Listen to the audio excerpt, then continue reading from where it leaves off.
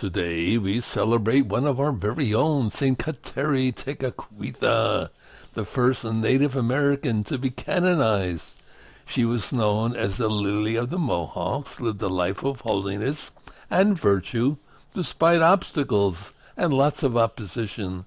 She was born in Auriesville, New York in 1656 to a Christian Algonquin woman and a pagan Mohawk chief. She got smallpox when she was young, and then both her parents died. She, as a result, was left with permanent scars on her face, and her eyesight was also impaired. Her uncle, who had now become chief, adopted her, and her aunts began planning her marriage while she was still very young. And then 3 Jesuits showed up in 1667. And staying in the tent of her uncle, they spoke to her about Jesus. And though she did not ask to be baptized, she believed in Jesus with that incredible intensity. She also realized that she was called into an intimate union with God as a consecrated virgin. She had to struggle to maintain her faith amidst the opposition of her tribe, who ridiculed her for it and ostracized her for refusing the marriage. When she was 18, she returned to the Mohawk village and then asked to be baptized.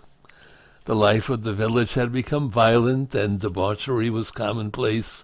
Realizing that this was too dangerous a place for her, she escaped to the town of Caughnawaga in Quebec, near Montreal, where she grew up in holiness and devotion to the Blessed Sacrament.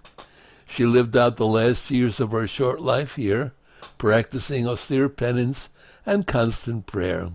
She was said to have reached the highest levels of mystical union with God, and many miracles were attributed to her even while she was still alive.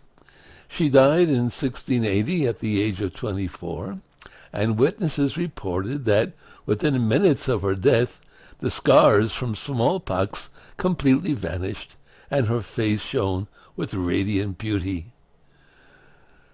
Devotion to Kateri began immediately after her death, and she was beatified by Pope St. John Paul II in 1980, and finally canonized by Pope Benedict XVI on October 21 of 2012.